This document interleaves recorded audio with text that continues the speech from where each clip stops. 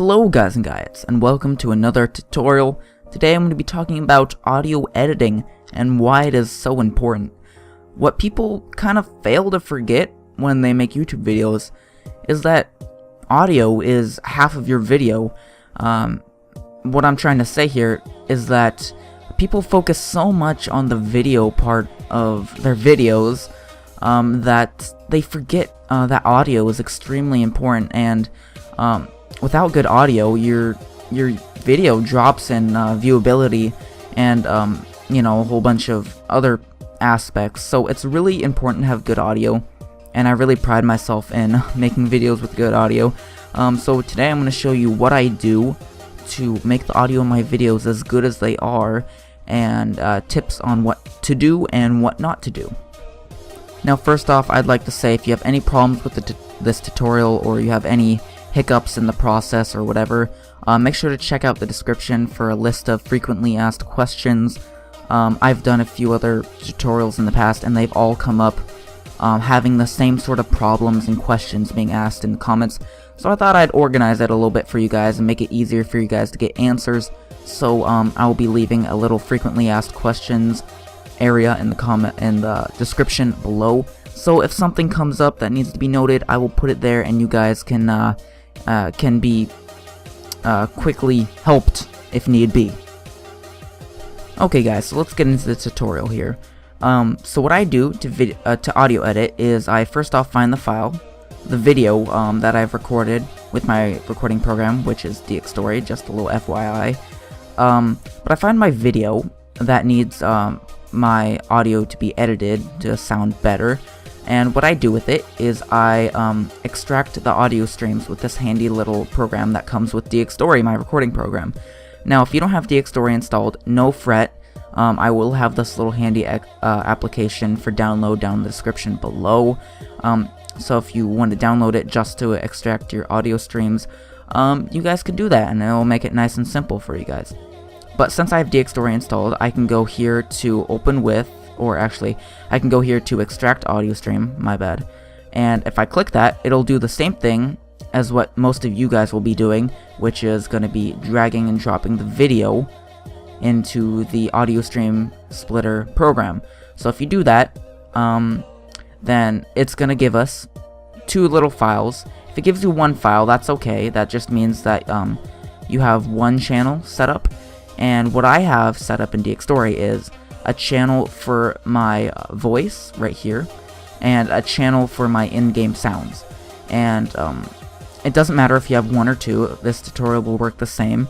It's just I like to have mine separate so I can change them by themselves independently. So what I do is I find the one with my voice, and this is how it's going to sound before I audio edit it, right here. Hello guys and guys, and welcome back to some more Hunger Games. We're here, and there's a massive amount of other people. Okay, so that's how it's going to sound before I audio edit it. And yeah, you can just check which one is your voice and which one is your in-game sounds by just playing them like I just did, if you have two. If you have one, you don't need to worry about that. So I find the one that's my voice and the one I want to make changes to, because you don't really need to make changes to your in-game audio. I mean, it's pretty much how it is. You don't need to change it. But my voice, the volume is way too low, and I've got background noise going on, and just a whole bunch of unwanted stuff is happening.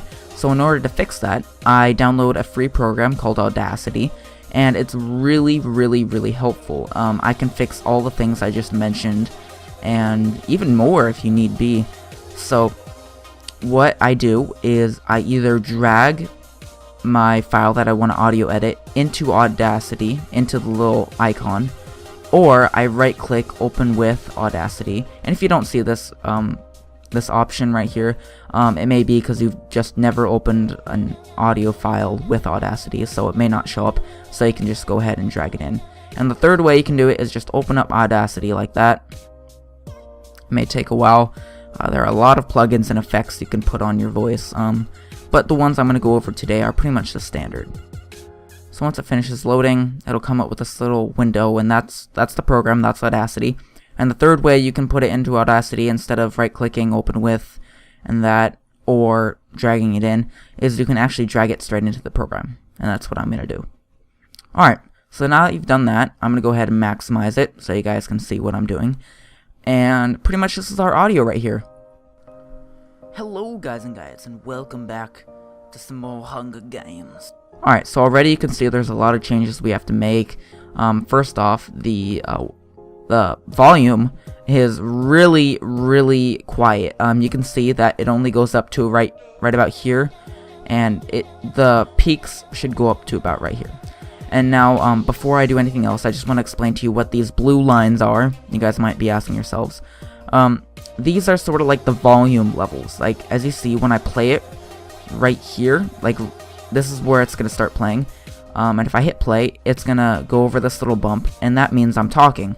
Yep, get on, kid. So, that's pretty much what these peaks are. As you can see, if I play it on a flat bit, I'm not talking. So that's pretty much what's happening here. That's what these little bumps are, and that's my voice pretty much. That's my voice talking.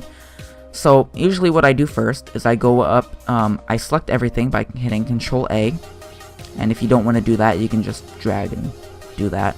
If you're a rebel, but I wouldn't suggest that, you can just hit Control A, and that will select everything, and you can go up to Effect up in the top, and you can go down to Compressor. Now these are my settings. You can feel free to copy these at any time. These might not be the best for you, but that's what I do, and that's what works, for me especially.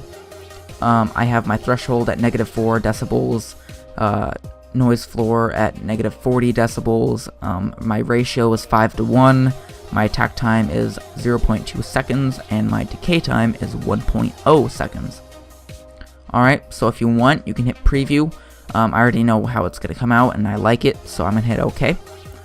And that's pretty much going to apply the effect to my audio right here. And as you can see, the volume went up a whole bunch. Some more Hunger Games. And now it sounds a little bit normal.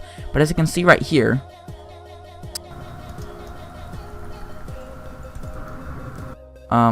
besides the weird clicking that was going on, there's a lot of background noise, and you can see that.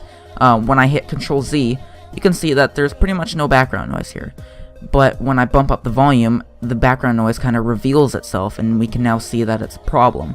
So to get rid of that background noise, we can do that right now, but we might have to do it again later. So I always like to get rid of the background noise as my last step after I apply all my effects. So I'm going to get to that a little bit later. I just wanted you guys to notice how there was a little bit of background noise there. So pretty much what I do next is I select everything again, and I go up here to Effect, and I go down to Bass Boost. I'm not sure where that is. I think it's under Bass and Treble.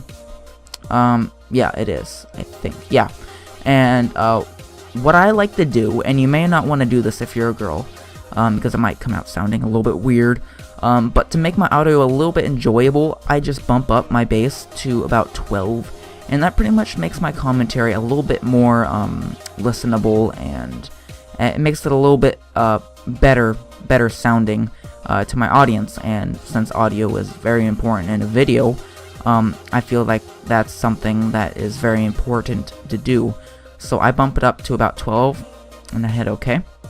As you can see, the noise, the background noise, totally gets bumped up even more. And that's okay, because we're going to fix it later, but I just want you to notice how all these different effects sort of alter the bad stuff. So if we play it now,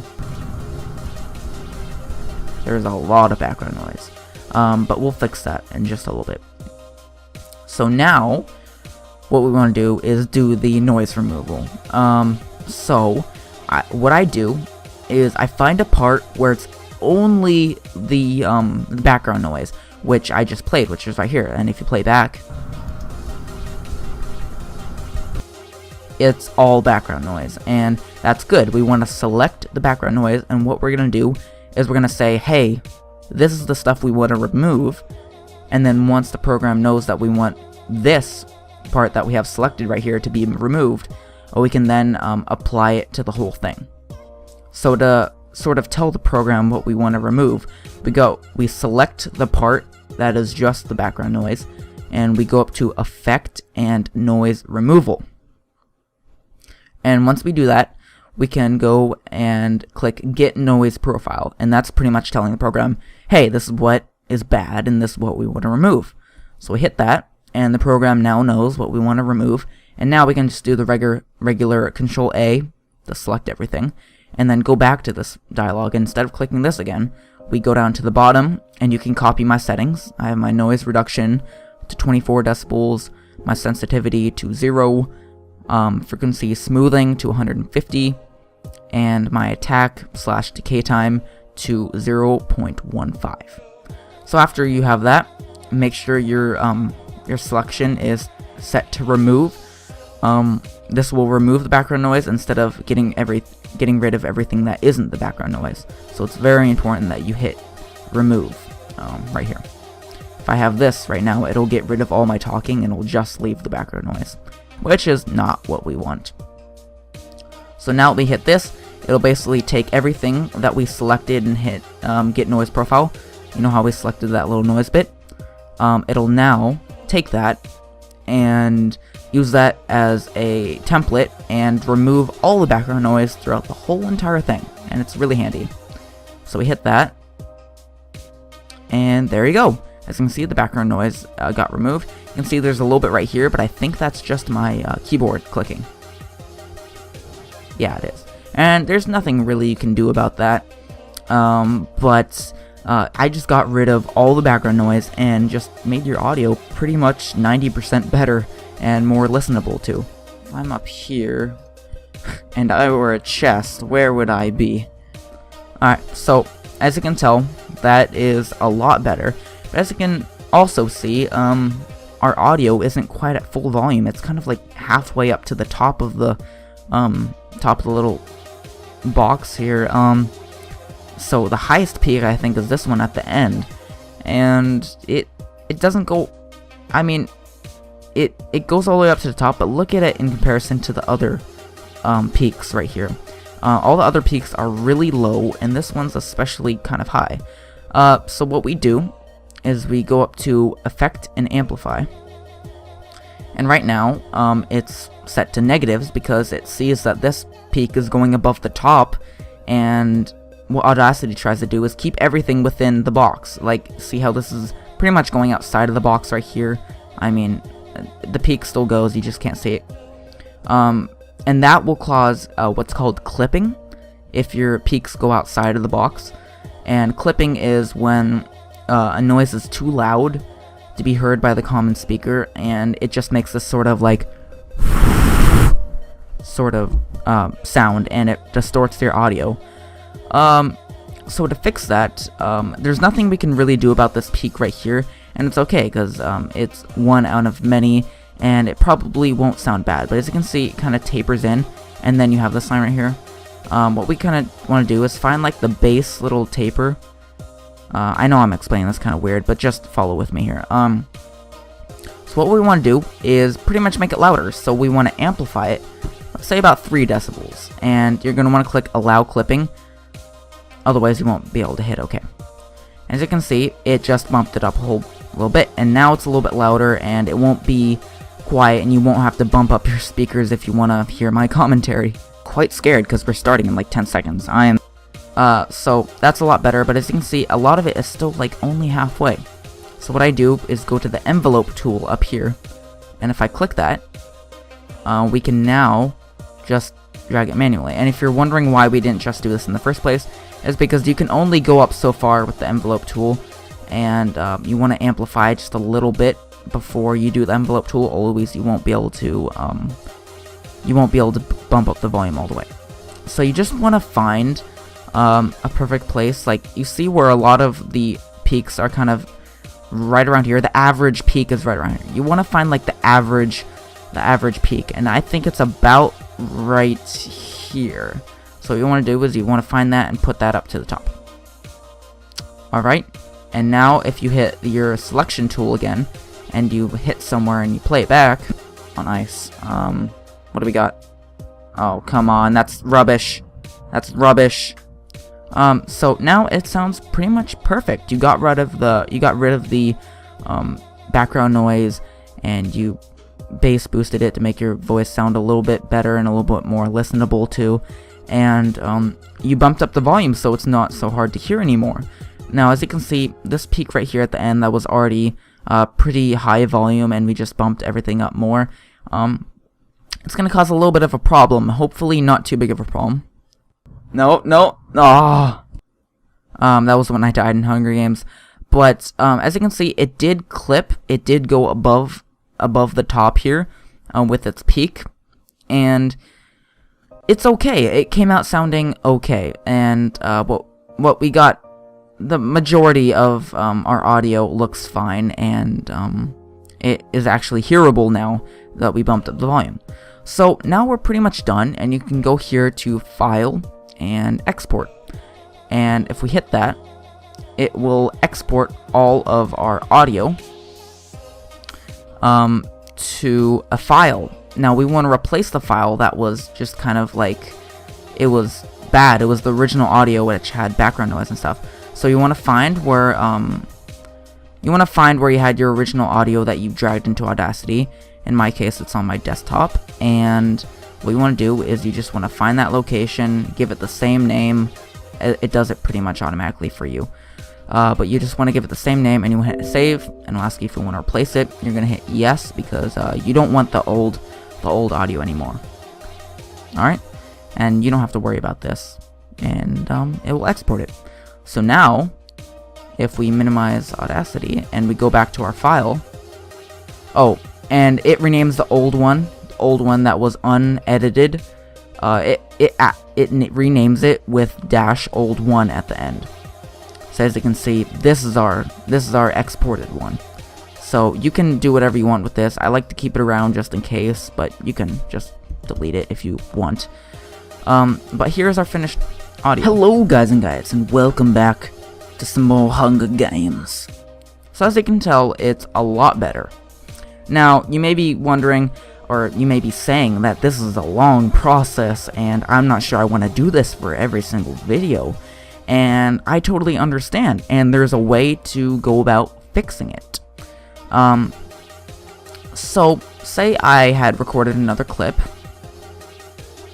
and I went to go audio edit it, and here, let's just revive this out of the, let's revive this little audio clip that I deleted. This is the old one. This is the original one that we took out of here. Let's just delete this real quick. So I'm deleting our finished one because we're done with it, but I didn't need it. So this is our unedited one. Hello guys and guyettes, and welcome back. And it's not good. And say we went back to audio edit it again. But this time we're going to take something that will extremely speed up the process.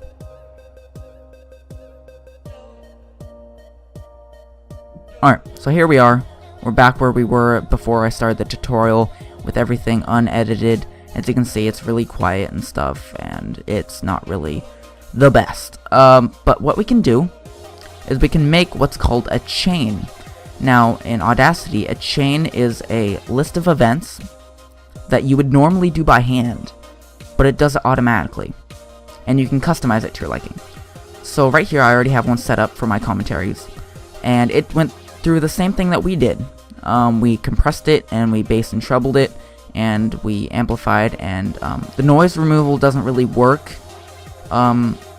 in the chain process, which is like an automatic process. It doesn't really work in chains, so I apply this chain, and it does everything, and then I just fix the noise by hand.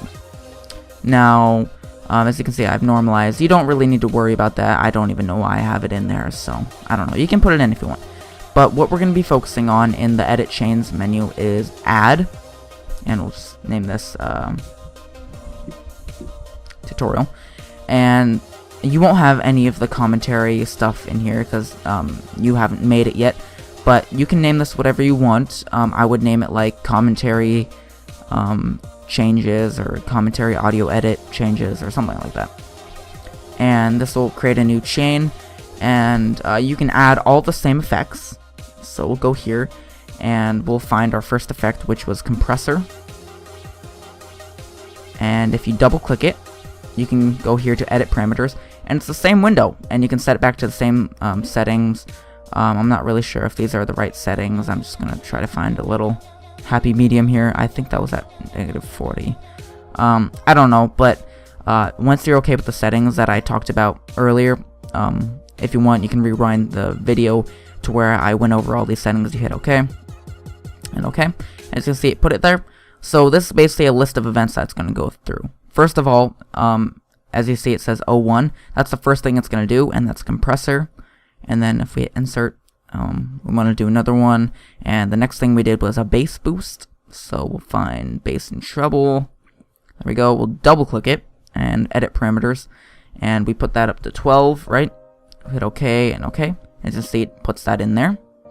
And then we want to hit insert again, and we want to find our amplify, which is should be, yeah, there it is. And then our amplify, double click, and then hit edit parameters. We bump that up to 3, and then we're gonna hit allow clipping. Okay, and okay. As you see, we have our list here. And now whenever we click our tutorial chain and we apply it to the project, it will do all these things for us, and we don't have to worry about doing it by hand. So yeah, hit OK, and now time to test it out. Go here to File, Apply Chain, and click on your chain. In this case, ours is tutorial, and apply to current project. And it does it all for you. No need to worry about anything.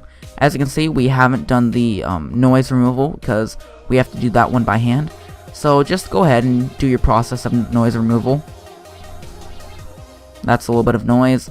Effect, noise removal, get noise profile, select everything, effect, noise removal, okay. And then we get rid of all the noise, and we just sped up our process by about 70%. Not even. Okay, see, it's the same thing, and we got the same audio, and we effectively made it a lot simpler of a process. And now all you have to do is just hit File, Apply Chain, apply your chain, and then remove the noise, and you're done. You can hit Control-Shift-E, or you can go to File and Export, and save it like we did before. So we'll just save it to the regular old name that we had before, and we'll want to replace it. And there you go. It's the same thing, except for a lot faster. I don't want to save changes to that. And there you go. There's your edited audio. You can get rid of the old one. Let me just delete that. And now you can just open this up and combine it with your video in pretty much any editing software. And yeah, there you go. And now make sure when you're editing that you remove the audio from the standard video, because that's going to be the bad audio and it's going to have background noise. So when you're in your editing program, just get rid of the audio from here by muting it, and then just drag this on underneath your audio. Now, you may not be able to do this with Windows Movie Maker or a lot of basic video editors, but in many of the most popular ones like Premiere and Sony Vegas, you will be able to drag this underneath the video clip, and it will play just the same. And you also drag in your game sounds, and there you go. It plays back, and you have effectively very good audio, a lot better than you would have had normally. You may not have to do this process, but I think if you don't have a lot of money to buy an expensive microphone, you can just buy a $20 one from Walmart, use this technique, and your audio will sound near close to a professional microphone. Now, it's gonna not sound as great, but it's gonna be pretty up there. And I think using this technique, it really paves the way for a lot of new and upcoming YouTubers, because they don't have to spend a lot of money on a good microphone. They can just have an okay microphone and use this trick, and you'll have really good audio. So thank you guys for watching. Like I said before, if you have any questions about anything I went over in this video, you can go to the description below, and there will be a frequently asked questions box, and you can read up there if you're having any problems. If it isn't listed in the frequently asked questions area, you can always leave a comment and stuff like that. So thank you guys for watching. Make sure to leave a like if this helped you at all. It really means a lot to me, and I'll see you guys in the next one. Peace out.